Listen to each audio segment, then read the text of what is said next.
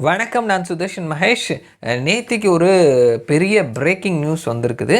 So நம்ம ஏற்கனவே பேசியிருந்த மாதிரி தமிழகத்தினுடைய தென் மாவட்டங்களில் பெரும் மழை பெய்திருக்குது. மழை வந்துட்டு நின்றுச்சு அப்படின்னாலுமே அந்த மழை தேங்கி இருக்கக்கூடிய பகுதிகள், அதில் ஏற்படக்கூடிய அந்த பாதிப்புகள்லேருந்து மக்கள் இன்னும் முழுமையாக வெளிவரலை அப்படின்னு தான் சொல்லணும். குறிப்பாக வந்துட்டு ஸ்ரீவைகுண்டம், திருச்செந்தூர், காயல்பட்டினம், அதை சுற்றி இருக்கக்கூடிய பகுதிகள், அதே மாதிரி தூத்துக்குடியை சுற்றி இருக்கக்கூடிய பகுதிகள், இந்த இடங்கள்லாம் வந்துட்டு வெள்ள நீர் வந்துட்டு வடியாமலே இருக்குது. இன்னமும் தண்ணீர் வடிகிறதுக்கு ஒரு வாரம் அதற்கு மேற்பட்ட நாட்கள் கூட ஆகும் அப்படின்னு சொல்லியும் வந்துட்டு அங்கே இருக்கக்கூடிய மக்கள் அவங்களுடைய அந்த தகவலை நம்மோட பகிர்ந்துட்டு இருக்கிறாங்க. ஸோ இப்படிப்பட்ட ஒரு சூழல் நிலவிட்டு இருக்கும் பொழுது திருநெல்வேலி மாதிரியான ஒரு குறிப்பிட்ட பகுதிகளில் தண்ணீர் வடிஞ்சிருச்சு. மக்கள் இயல்பு வாழ்க்கைக்கு திரும்பிட்டு இருக்கிறாங்க. இன்னமும் தூத்துக்குடியில் இயல்பு நிலையை திரும்புறதுக்கு சில நாட்கள் ஆகும் அப்படின்றதையும் நம்ம பார்க்க முடியுது. இந்த மாதிரி இயற்கை பேரிடர் சம்பந்தமான ஒரு பிரச்சனைகள் ஒரு பிரேக்கிங்கான விஷயமா போயிட்டு இருக்கக்கூடிய நேரத்தில் நேற்றுக்கு தமிழக அரசு, திமுக அரசினுடைய அங்கம் வகிக்கக்கூடிய உயர்கல்வித்துறை அமைச்சராக இருக்கக்கூடிய பொன்முடி, அவர் மேலே இருந்த ஒரு கேஸில் வந்துட்டு அவர் வந்துட்டு குற்றவாளி தான், அவர் வந்துட்டு விடுதலை செஞ்சது தவறு அப்படின்ற மாதிரியான ஒரு தீர்ப்பு வந்திருக்குது. அவருக்கு என்ன தண்டனை அப்படின்றத நாளைக்கு அறிவிக்கிறோம், காலையில் 10:30 மணிக்கு அப்படின்னு சொல்லிட்டு உயர்நீதிமன்றம் அறிவிச்சிருக்கிறாங்க. இன்றைக்கி திமுகவினுடைய உயர்கல்வித்துறை அமைச்சராக இருக்கக்கூடிய பொன்முடி 2006-11 திமுகவினுடைய ஆட்சி காலத்தில் உயர்கல்வித்துறை, கனிம வளத்துறை, இந்த 2 துறையும் தன்னுடைய வசம் வைத்திருந்தார். அந்த நேரத்தில் வருமானத்திற்கு அதிகமாக 1.75 கோடி ரூபாய் வந்துட்டு சொத்து சேர்த்தார் அப்படின்னு சொல்லிட்டு அவர் மேலே அதற்கடுத்து வந்த ஜெயலலிதாவினுடைய கவர்மெண்ட்டில் லஞ்ச ஒழிப்புத்துறை சார்பாக வந்துட்டு கேஸ் போடப்பட்டிருந்தது. விசாரணை நடந்துட்டு இருந்தது. திமுகவினுடைய அரசாங்கம் வந்ததுக்கு அப்புறமாவும் அந்த விசாரணை போயிட்டு இருந்தது. அதில் போதிய சாட்சிகள் இல்லை அப்படின்னு சொல்லிட்டு போன ஜூன் மாதத்தில் அந்த வழக்கு அப்படின்றது வந்துட்டு தள்ளுபடி செய்யப்பட்டிருந்தது. ஸோ இந்த வழக்கில் வந்துட்டு நேற்றைக்கு வந்து சொல்லியிருக்கிறாங்க, இந்த மாதிரி அவர் வந்துட்டு 64.9%, கிட்டத்தட்ட 65% வருமானத்தை விட அதிகமாக சொத்து சேர்த்திருக்கிறார் அப்படின்றது நிரூபணமாக இருக்குது. ஸோ அவர் வந்துட்டு குற்றவாளி தான்.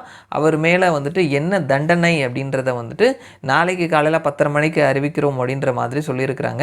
இது திமுகவினுடைய அரசாங்கத்துக்கும் சரி, அந்த அமைச்சருக்கும் சரி ஒரு பெரும் சிக்கலை ஏற்படுத்தி கொடுத்துருக்குது. ஸோ இதற்கு முன்னாடி வந்துட்டு ஊழல் வழக்கில் கைது செய்யப்பட்டவர் அப்படின்னு சொல்லிட்டு முன்னாள் முதல்வரை இவங்க வந்துட்டு அரசியல் ரீதியாக வந்துட்டு அட்டாக் பண்ணிட்டு இருந்தாங்க. அந்த மாதிரியான ஒரு அட்டாக் திமுக அரசாங்கத்தை நோக்கியும் இனி வரும் அப்படின்னு சொல்லி நம்ம எதிர்பார்க்கலாம். இன்னொன்று, ஏற்கனவே ஒரு அமைச்சர் வந்துட்டு சிறையில் இருக்கிறாரு. அவருக்கு 10 முறைக்கு மேலே ஜாமீன் மறுக்கப்பட்டிருக்குது. அவர் அதிமுக அமைச்சராக இருக்கும் பொழுது அவர் மேலே வந்துட்டு இந்த குற்றம் சுமத்தப்பட்டது, அதனால் ஜெயிலில் இருக்கிறார் அப்படின்ற மாதிரி சொல்லிடலாம்.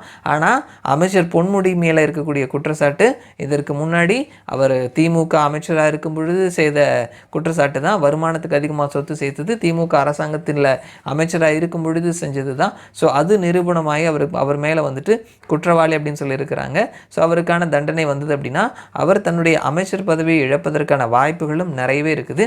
உச்சநீதிமன்றத்துக்கு அவங்க மேல்முறையீடு இந்த மாதிரியான விஷயங்கள் போகிறதுக்கு வாய்ப்புகள் கூட இருக்குது.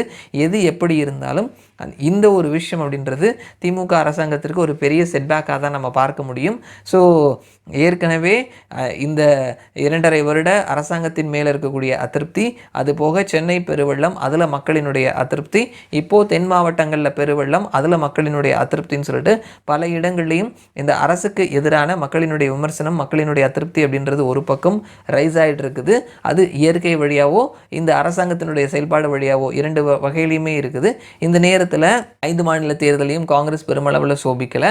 இந்த மாதிரியான ஒரு சூழலில் அமைச்சர் மீதான அந்த தீர்ப்பும் இந்த நேரத்தில் வர்றது அப்படின்றது திமுக அரசாங்கத்திற்கு ஒரு சிக்கலை ஏற்படுத்தியிருக்குது. இன்னும் சிலர் 2024 லோக்சபா தேர்தலில் அந்த தொகுதிக்கு இடைத்தேர்தல் வர்றதுக்கான வாய்ப்புகள் கூட இருக்குதுன்னு சொல்லியிருக்கிறாங்க.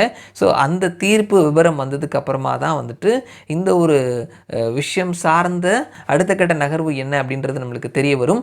ஸோ நாளைக்கு ஒரு பெரிய வெடிக்க போகுது அப்படின்றதுல எந்த விதமான மாற்று கருத்தும் கிடையாது. ஸோ தீர்ப்பு என்ன மாதிரி வருது அப்படின்றத நம்ம வெயிட் பண்ணி பார்க்கலாம். மறுபடியும் நான் உங்களை இன்னொரு வீடியோவில் சந்திக்கிறேன். அது வரைக்கும் நன்றி.